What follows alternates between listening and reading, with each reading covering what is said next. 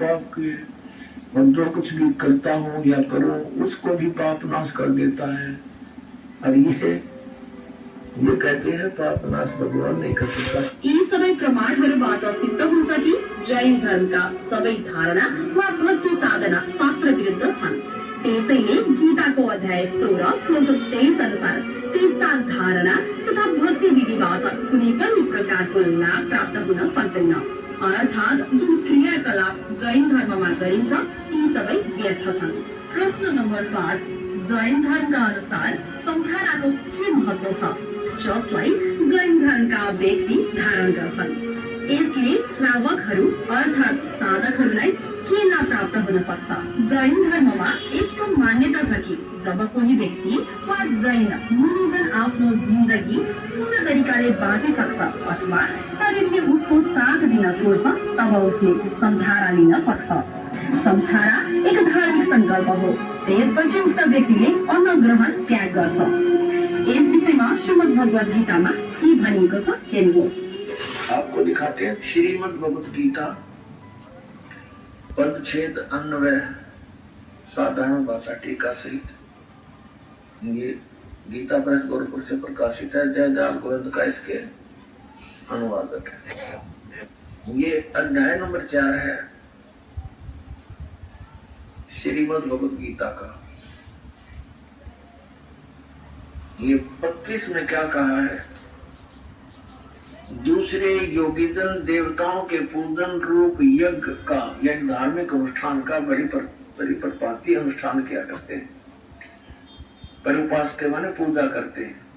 ये उपास्ते माने पूजा करते हैं। और अन्य ब्रह्म अग्नौ यानी ब्रह्म परब्रह्मणी व्यक्ति वा जैन मुनिजन आफ्नो जिन्दगी पूर्ण तरिकाले बाँचिसक्छ अथवा शरीरले उसको साथ दिन छोड्छ तब उसले संधारा लिन सक्छ। संधारा एक धार्मिक संकल्प हो। त्यसपछि उक्त व्यक्तिले अन्न ग्रहण त्याग गर्छ। यस विषयमा श्रीमद् भगवद गीतामा के भनिएको छ हेर्नुहोस्। आपको दिखाते हैं श्रीमद् भगवद गीता पदछेद अन्वय साधारण भाषा टीका सहित। ये गीता प्रेस गोरखपुर से प्रकाशित है। जयजाल गोविंद का इसके अनुवादक है। ये अध्याय नंबर 4 है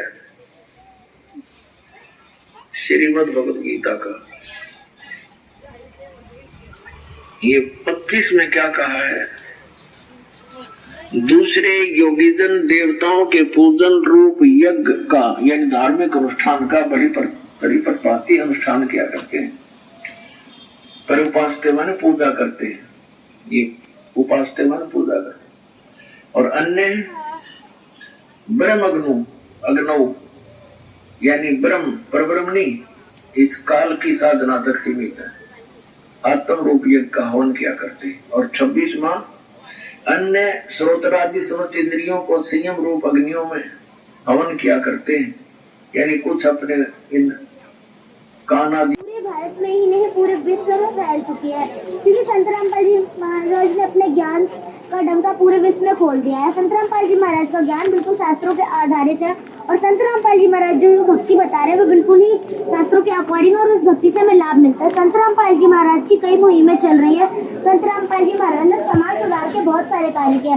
समाज सुधारक में संत रामपाल जी महाराज का नाम नंबर 1 पर आता है, क्योंकि संत रामपाल जी महाराज ने दहेज रूपी कुरीति को जड़ से खत्म करके एक बेटी को उसके जीवन देने का आधार दिया। संत रामपाल जी महाराज ने नशा मुक्त भारत बनाने का महान बेड़ा उठाया। नशा एक ऐसा शब्द जिसके कारण लाखों परिवार बिगड़ जाते हैं। नशा एक ऐसी चीज है, ऐसी बुराई है जिसके कारण हम लोगों को ये भी नहीं पता लगता कि हम क्या करने जा रहे हैं। हम अपना आपा खो बैठते हैं इस बुराई के कारण। पर संत रामपाल जी महाराज ने हम लोगों से ये बुराई जो है नशा है इसे छुड़वाया है। और बात रही संत रामपाल जी महाराज के समाज सुधार की, तो संत रामपाल जी महाराज जैनहरूको मान्यता अनुसार एउटा सुरक्षित सुखी र शान्त ठाउँ छ जहाँ पुग्न अत्यन्तै कठिन छ।